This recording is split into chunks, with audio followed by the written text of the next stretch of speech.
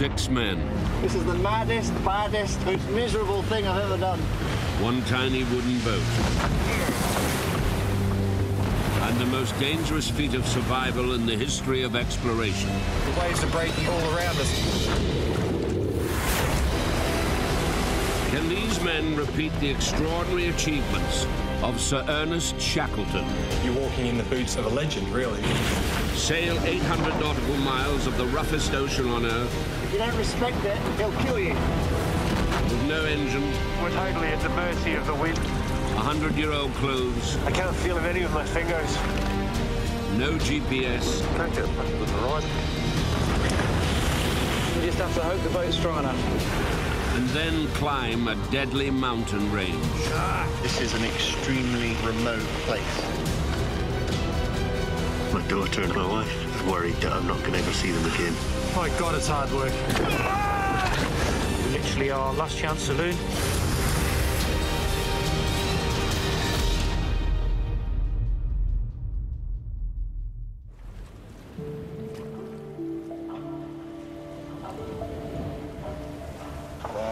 Wow.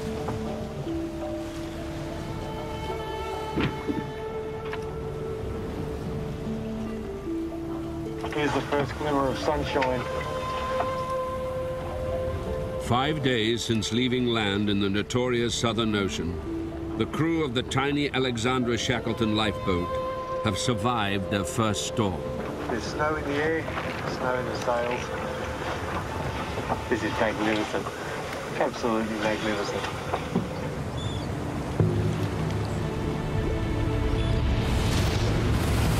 But for the last 24 hours, they've been hammered by 6-meter waves and relentless 50-knot winds.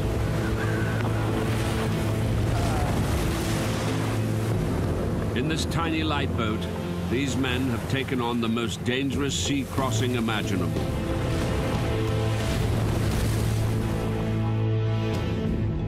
Completed only once before by Anglo-Irish polar explorer Sir Ernest Shackleton. 100 years ago, Shackleton and 27 men were stranded in Antarctica after their ship was crushed and sunk by pack ice. The disaster was captured on film by expedition cameraman Frank Hurley. I cannot describe the impression of relentless destruction that was forced upon me. The floes with the force of millions of tons of ice behind them were simply annihilating the ship. She went down, bows first. One quick dive, and the ice closed over her forever. It gave one a sickening sensation to see it. Facing starvation in a frozen hell, Shackleton chose 5 men and set out in a tiny lifeboat to try and reach help on what was to become the greatest rescue mission of all time. If he'd stayed put, he would have died. Through bold behavior and being a great leader, he succeeded. A wonderful achievement of survival. But from the moment Shackleton pushed off, the pictures stopped. 1,000 miles from civilization in Antarctica, Shackleton left 22 men on Elephant Island and headed north into the vast Southern Ocean. Their only hope was to cross 800 nautical miles, or 1,500 kilometers, of the roughest seas on the planet and somehow reach a whaling station on a tiny speck of land called South Georgia. Now Tim Jarvis and his crew are 5 days into the same desperate journey. This boat is from waves that crashed in last night. It basically came straight through the hatch here. If we don't pump the water out, the slow leaks that we've got become bigger leaks. It'll just keep rising and rising and rising and fill this compartment and to sink it. To find out how Shackleton and his men managed to survive against all the odds, this crew are sailing a replica boat with the same makeshift clothes and 100-year-old equipment. What we're attempting to do in recreating this journey is really all about navigating the old way through this roughest of oceans to the smallest of islands. And the achievement of us reaching South Georgia would be one of the great modern feats of navigational skill and endurance. Now, 100 miles out in this notorious ocean, the crew of the Alexandra Shackleton are in a race to find out where they are before the next storm hits. The Southern Ocean always has several storms tracking across it, but without weather forecasts, we have absolutely no idea which direction it's coming from or how fast it's coming. Round-the-world yachtsman Paul Larsen is responsible for navigation, using the same 100-year-old technology as Shackleton. Okay, Mark. You know, you're walking in the boots of a legend, really. And this is one of the greatest feats of small boat navigation ever that we're trying to replicate. The odds are sort of against us in doing that, and a huge part of that responsibility is on my shoulders. Yeah, this is the first time I've taken a proper sight. Paul is using a device known as a sextant. If he can accurately measure the angle between the sun and the horizon and record the precise time of day, he can calculate their exact position on the planet. A fraction of a degree out, and they could miss their destination altogether. Don't get a fucking good horizon. He can only get a reading while the sun and the horizon are clear. Hey, Mark. 3:24 and 5 seconds. Okay, altitude. 51.8. Sun's altitude at 24 minutes past 3 was 51 degrees and 08.8 nets. Mark. 3:25 and 15 seconds. 51.16.4. Shackleton's legendary skipper, Frank Worsley, was an expert with a sextant. But in the tiny lifeboat, even he struggled to take readings. North 64 miles from Cape Wild, high swell and cross seas, I take observations of the sun for position. But the boat pitches, rolls and jerks so heavily that I can take them only with McCarthy and Vincent clinging to me on either side to prevent me pitching overboard. Worsley knew if they missed South Georgia, they would be blown out into 3,000 miles of open ocean and never see land again. It remains to this day one of the greatest feats of navigation in maritime history. This time it's all down to Paul. Our estimated position was here, 5652. I am now just going to run up northeast from our estimated position. 240, 60, 303 miles. 303 miles from Elephant Island. Pretty encouraging that we're doing the right maths and taking the sights, good accurate sights. You want to look at this totally objectively, and you don't want to start talking yourselves into being somewhere you might not be. But right now, it is a good start. If their calculations are correct, it puts them an impressive 300 miles from Elephant Island and 180 miles ahead of Worsley and Shackleton's position after 5 days at sea. But the sailors' skills are about to be tested against a second Southern Ocean storm.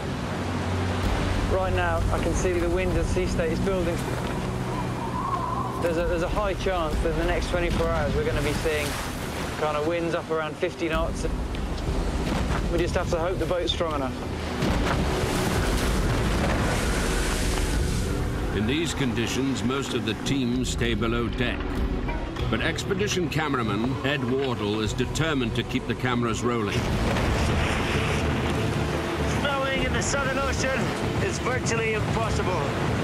I'm holding onto the mast for my dear life. I can't feel my hands at all.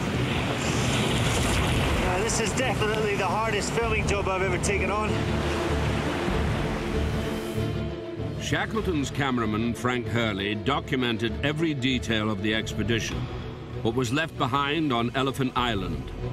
There are no images of the boat journey until now. When they were on the little boat, nobody recorded that, and there were no photographs and no film. So if there's any reason to take part in this expedition, then it's to discover how they managed to survive this thing.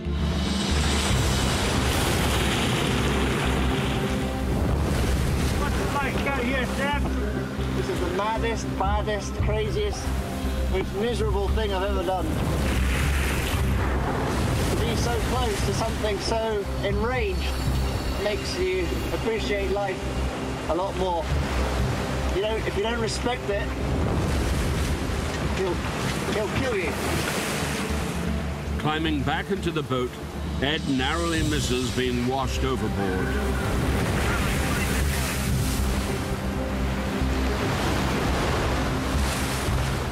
It's pretty dangerous because if anybody falls in the water here, I think they're a goner. It's tough out there, and the last thing you want to be doing is walking around on deck. I'm amazed that my cameras are all still working. Lots of breaking seas around us and building. The boat's a bit of a handful to sail. We're just in survival mode, pretty much as Shackleton and Worsley would have been. Storms like this plagued Shackleton and Worsley too. On day 3 of their journey, they were blown 100 miles off course. The most tempestuous storm-swept area of water in the world. The gales are almost unceasing. We fight the seas and the winds, and at the same time have a daily struggle to keep ourselves alive. At times, we are in dire peril.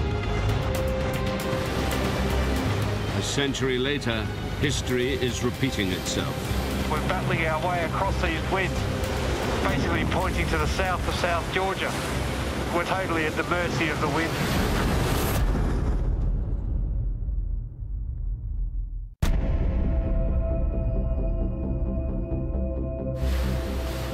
"300 nautical miles from land, the crew of the Alexandra Shackleton are battered by a second Southern Ocean storm. And it's blowing them off course. Southern Ocean's dealing all the cards now. For Navigator Paul, it's the worst possible scenario. Our only option is to head east and try and somehow just angle the boat up a little bit to the north if we can. We're totally at the mercy of the wind. Just rolling with the punches. The notorious Southern Ocean packs a punch like no other. Powered by frequent hurricane-force winds, waves regularly reach 10 meters and have been recorded over 30 meters high. Circling the planet between Antarctica and 55 degrees south, the Southern Ocean flows like a giant river from west to east. Shackleton knew to have any hope of reaching South Georgia, they must sail north, as the prevailing wind and currents would push them east. But the Alexandra Shackleton is being blown too far east, too soon.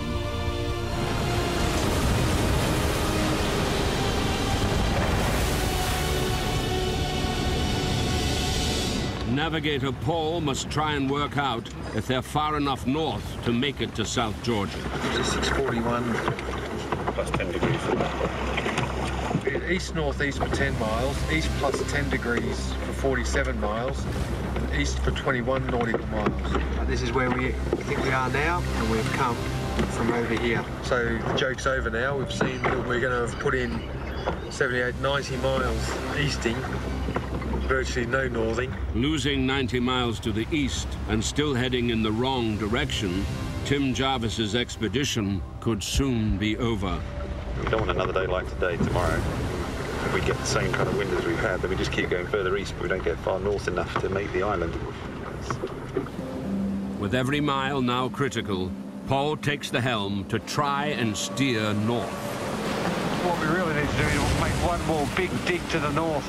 The trouble is, if I point the boat too much into the north, these sails flap and the boat stops going forward and we just sit here going sideways doing nothing. Now we just sort of settle into this Groundhog Day of routine and watches and boat life, I suppose. Suffering in freezing wind and waves, all he can do is hope and wait for a change in the weather. While the rest of the crew endures cramped conditions below decks. There'd be some form of living hell for some people to be below decks on this boat. To be stuck down below with 6 smelly guys in itchy traditional woolen sort of undergarments. Anyone else's jumper starting to feel really heavy? Oh yeah. And then there's the nausea and lethargy. Then there's the uncertainty and the, you know, the fear. Bit of a cocktail shaker of emotion down there.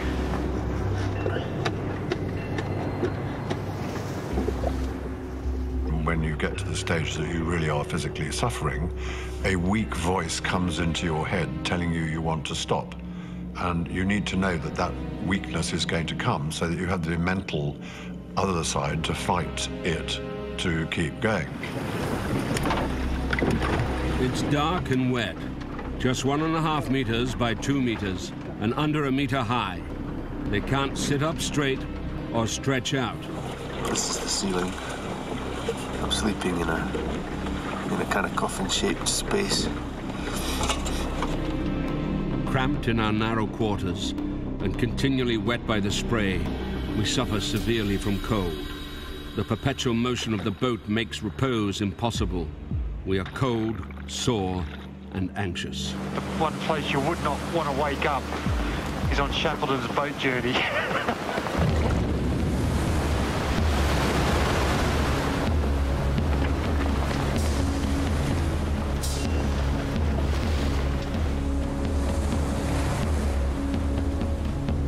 Paul and I are doing most of the helming now because the courses that we're steering and are really important. We can't afford to too far off the course. Yeah, there is a lot riding on us getting this right.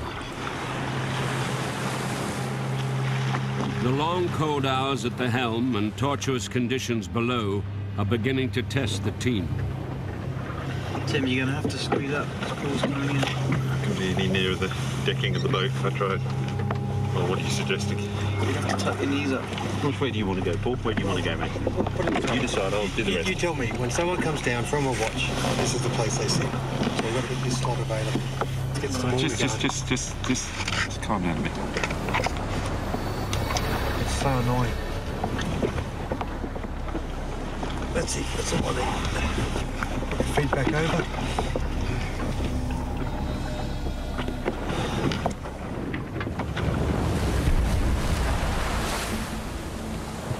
Dawn, day 9, brings the wind change Paul's been praying for. Finally, we've got into a good strong band of these westerlies, and they are beautiful. They are blowing us straight at the mark. 5 days since Paul's last sunsight, and blown 100 miles off their planned route, the Alexandra Shackleton sails northeast at last. But they still don't know if they're far enough north to reach South Georgia. Every break in the clouds is a chance for Paul to try and work out where they are. Okay, you guys ready on the clock? Ready on the clock. We'll try and get when those swells aren't riding on the horizon. It's very difficult, this. Got a big swells. Mark! 11:11 and 10 seconds. 29 degrees. 29 degrees. 33 minutes even. They all seem pretty consistent with a rising sun. This sun sight should tell them if they have any chance of reaching South Georgia. 54 degrees and 17 minutes south is exactly what we want to hear. It's bloody exciting. 54.17 is here. Look at that. That's our cross. That's our cross. This is sacrilege. I'm using a pen on a chart, but it's so exciting, I'm just going to do it. This is our new estimated position. Their new estimate puts them just 44 nautical miles from South Georgia. In just 10 hours, they could be on solid ground. 44 miles to go. We're not lost now. No, I'm going to give him. Breathes out a great sigh of relief. We were never lost. We were never lost, yeah. If we were American, we would definitely be high-fiving. 83, 83. Go on, give us a little high-five. Yeah, there's not room for a high-five in this boat. I'll never, ever give you a high-five. Never, that's where I draw the line. This expedition has only been given permission to go ahead, accompanied by an observer ship. But the skipper, Ben Wallace, has spotted an error in their navigation that puts them in serious danger. They're actually much closer to the land than they think they've got that much to go to the land, whereas they've only really got that much. The closest point of land is 15 miles. If they continue on this course and this speed, they would be on the rocks by about 1 o'clock in the morning.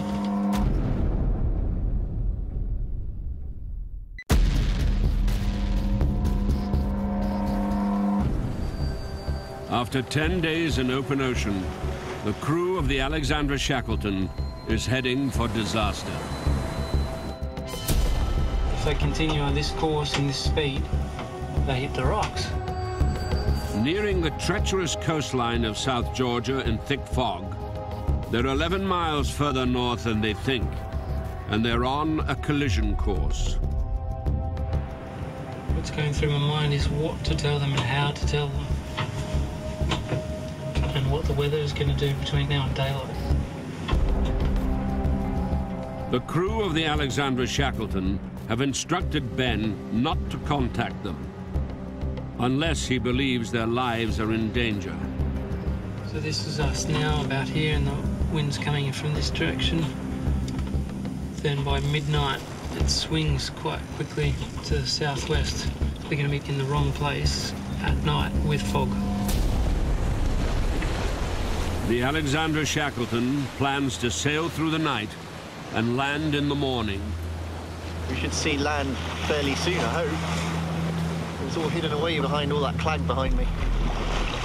This is awesome. This is awesome. Can't wait to see it. Can't wait to see it, and I can't wait to get ashore.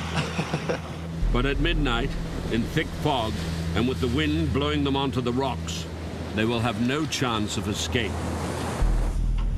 What we have to do is tell them to alter course, which is exactly what I've been trying not to do.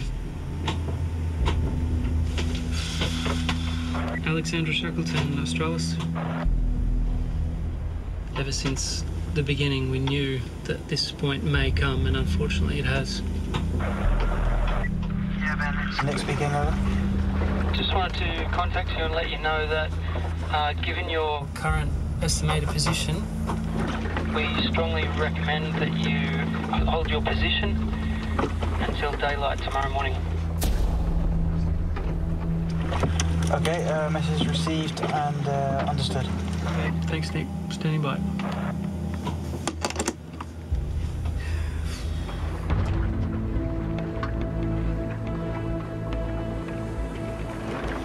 Hold our position here. Yeah. The only reason he's got in touch with us is based on the safety protocol of us being maybe closer in than we thought. So the annoying thing about this is that we're pretty sure we know exactly where we are now. South Georgia is just somewhere right there in that murk, and we just can't see it. We're pretty much going to have to park ourselves tonight and wait until the visibility improves. This is all part of the 100-year-old experience, I suppose. Similar conditions also force Shackleton and Worsley to wait offshore. Strong nor-northwest breeze, misty and foggy, sighted land 9 miles ahead. It would be madness to land in the dark, and with a heavy sea on a beach we have never seen and which has never been properly charted. But that night, Shackleton was hit by a storm that lasted 2 days and almost killed them. You know, skipper of this boat, I'm sort of responsible for the safety of everyone on it. You know, I might be taking these guys in with a huge storm forecast, and that would obviously be really dangerous. And there's a part of me that says, at what point do I say, okay, I need to know where I am, what the weather forecast is now, this is getting a bit too scary. Drifting through the night, the crew take turns to keep watch.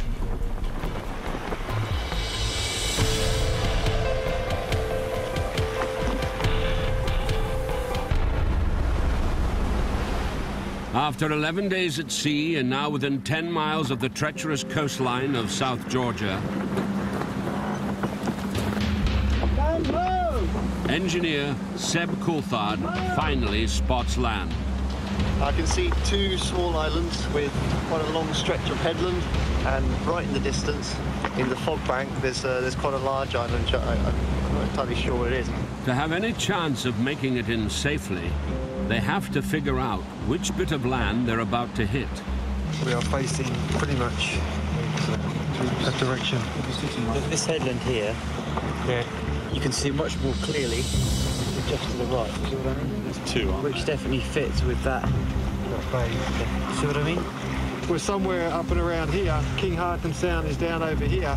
I don't think it can hurt us to head in that direction. 100 years before them, Shackleton and Worsley finally escaped the open ocean into a 10-mile-long inlet called King Haakon Sound. This crew want to take the same route and land on the same beach.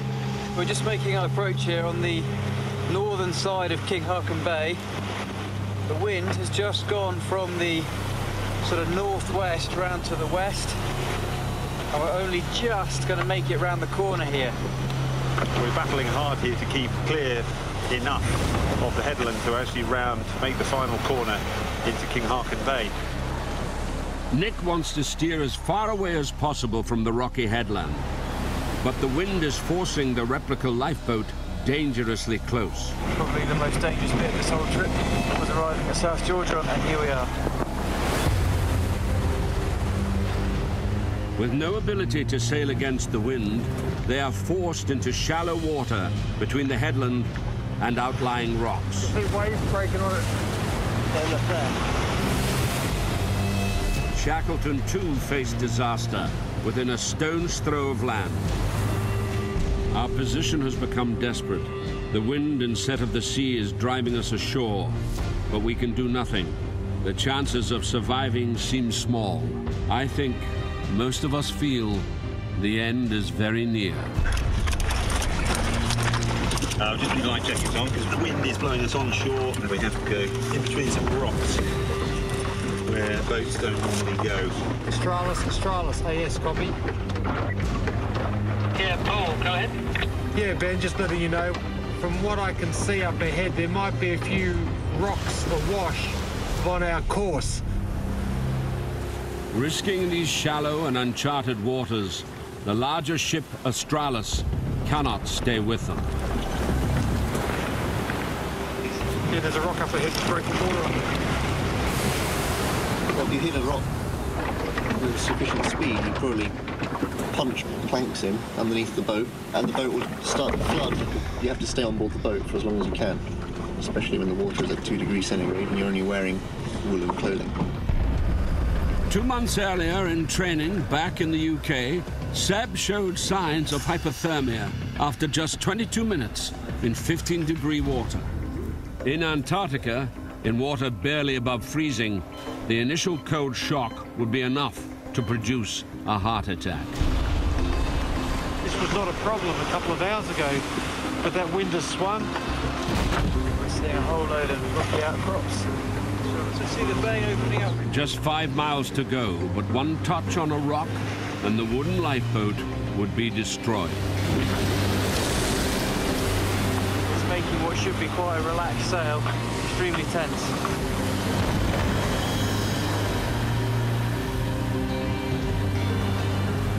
Finally clear of the rocks, Nick gets his first glimpse of a place to land. I think I can see the bay opening up. After 11 days in open ocean for 800 miles, enduring sub-zero temperatures, sleep deprivation, and appalling conditions, slowly it becomes clear the crew of the Alexandra Shackleton has made it.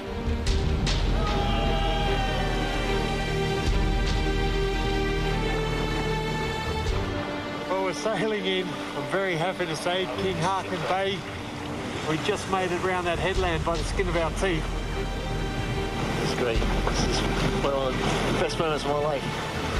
It's an unbelievably exciting moment. Everything is worthwhile now. Everyone will remember this success.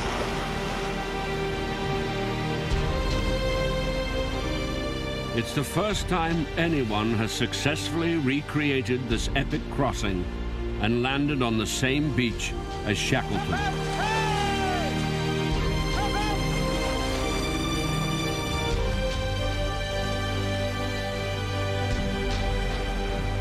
This is 4 years of kind of pain and ambition and aspiration, you know.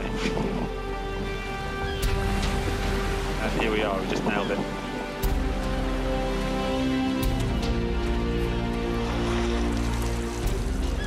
I'm really glad to get off the boat.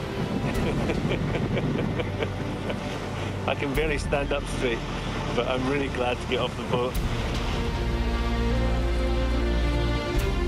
I sprang ashore and held on when the boat went out with the backward surge. In a few minutes, we were all safe on the beach, with the boat floating in the surging water. It was a splendid moment. Personally, I feel it's the closest I've ever been to being immersed in history, where you've taken something that's written word and photographs, and you've turned it into reality, and you couldn't pick a greater journey than this. You can imagine what it felt like for those guys to get here, and you can see why they wanted to set off, because they'd come this far, they'd done so much, and just over that hill was civilization again, and God, the draw of that must have been overwhelming. After 2 years lost in Antarctica, and despite surviving an impossible sea crossing, Shackleton's torment was far from over. Standing in the way of salvation for himself and the 22 men he left behind was an uncharted and unclimbed mountain range. But he had no climbing equipment. Once again, Shackleton had no choice but to attempt the impossible. On Elephant Island, 22 men are waiting for the relief that we alone can secure for them. Their plight is worse than ours. We must push on somehow. Now the crew of the Alexandra Shackleton must take on the same deadly mountain traverse. Yeah, there's a lot of things can still go wrong. We've got to really be careful and not get too excited about the fact that we're there, because there's a massive hurdle still to cross.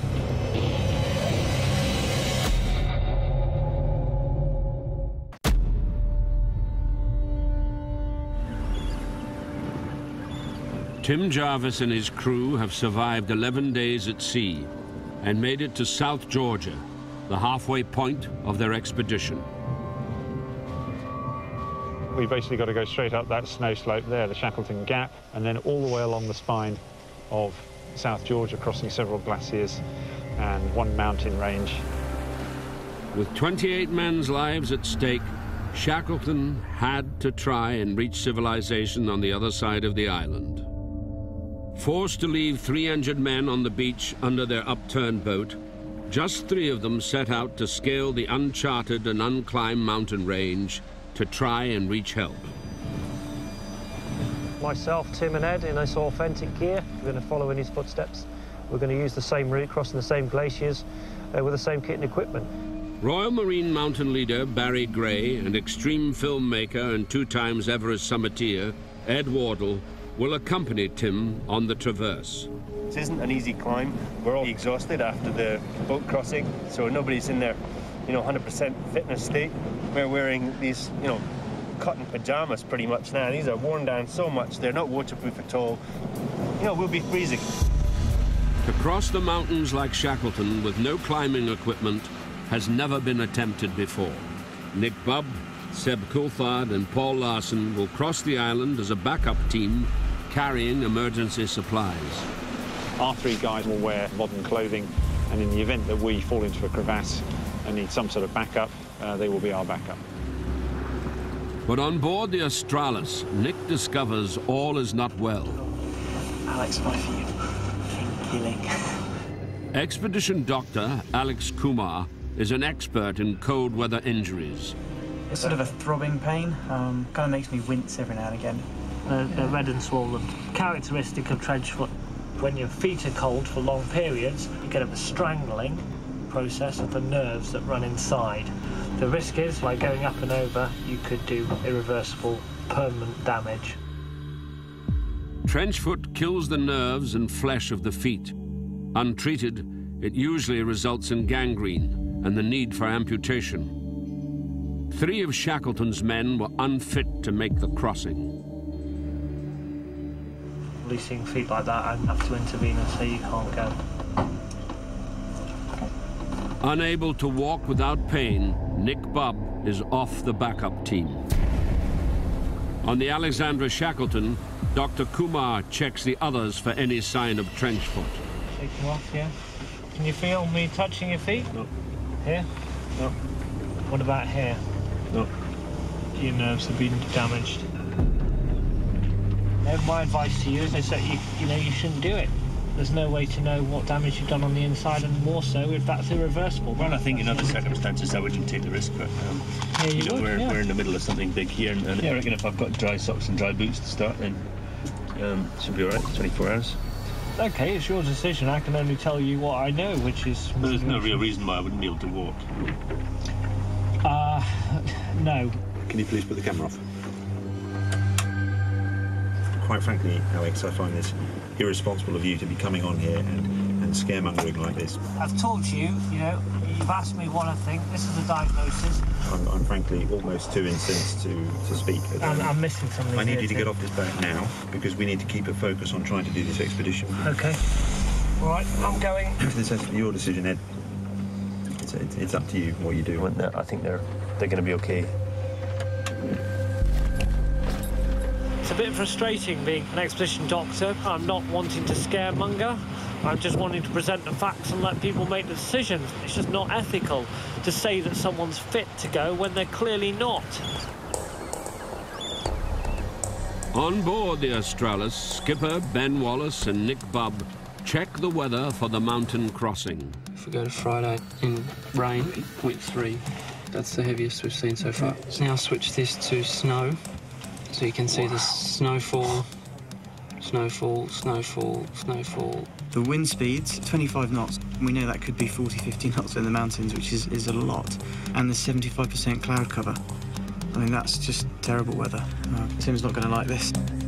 With the pathetic clothes and equipment they had left, Shackleton waited 10 days for the perfect weather. His skipper, Worsley, knew a storm in the mountains would likely kill them. Terrific gales scourged the coast, and on the upland the storm demons work their will and wreak their fury. The hell that reigns up there can blind a man and take away his senses. We must go warily, to pick a day of finest, fairest weather, and a full moon to guide our steps by night. Like Shackleton, Tim, Ed, and Baz planned to do the crossing without modern weather forecasts. But Nick Bubb and mountaineering cameraman Joe French think that they may be walking into a life-threatening situation. Do you want to know the weather forecast for this week? Not really. The forecast conditions do cause significant concern. This is South Georgia. It's not fucking Brighton, you know. I mean, it is what it is. Back home in Scotland, cameraman Joe French is a climber for one of the busiest mountain rescue teams in the UK. Conditions as they are, we shouldn't be setting foot on the mountain. It's a gusty, windy day. We do need a clear chain of command here. It's not going to be a vote. Effectively, us wearing this crappy old gear, we're going to be the first ones to go, quite frankly. Not necessarily. But people with no experience at all you're about to take up there. But Joe, please just don't talk across me. Just listen to what I'm saying. We're talking about the wind and the wet. These things lead like a sieve. Do you want to put one on? You're sitting in your full-piece dry suit. These things really are like tea bags. So please don't question that. I really mean it, okay? My question wasn't there. Well, it seemed to be. Was about just being up there in a group in these kind of conditions. We've not come to recreate Shackleton's journey to just, you know, look at the satellite images and wait for a day with the sun shining. We just trip across there in sunny weather. I mean, there has to be a certain level of adversity. You can't be in the mountains in these conditions. For me, that's the bottom line. Major point, completely understand. I'm not going to walk anyone into a completely ridiculous situation. I'm just not going to rule it out and just say we're going to wait till Saturday either.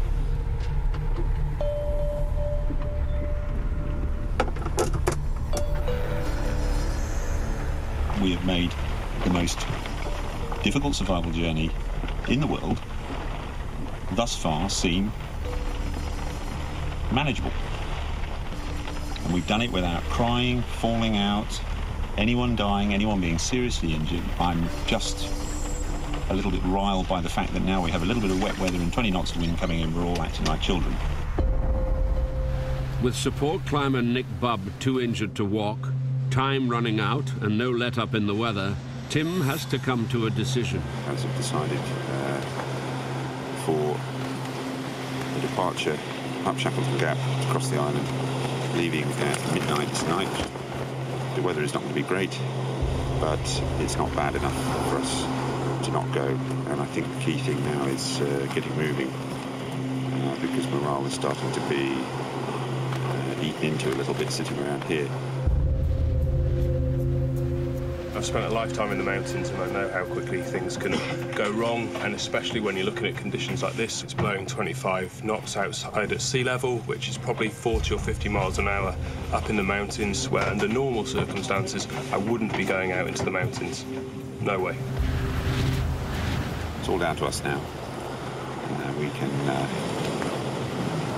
really achieve this incredible feat if we just keep our focus for another 24 to 48 hours. We shouldn't be going. No, of course we shouldn't. We should be waiting for a weather window like Shackleton did. With no way to turn back once they've left and no hope of rescue, Dr. Kumar calls Ed to the Australis for one final check. So how are your feet today? A lot of pain last night, it just kept me awake. Look a bit red. Yeah, I mean, you can feel that warmer.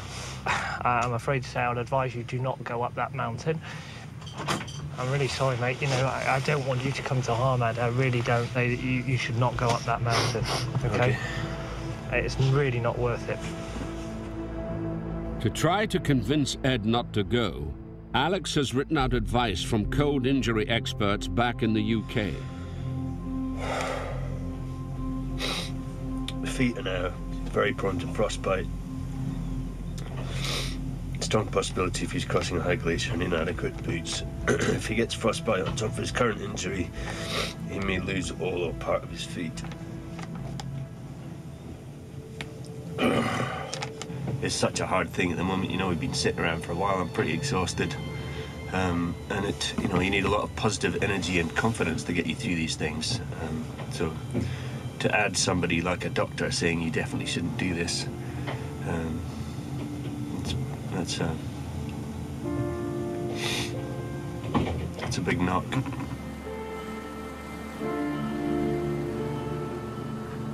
After crossing the Southern Ocean, to hand over the camera for the final mountaineering leg of the expedition is a tough decision.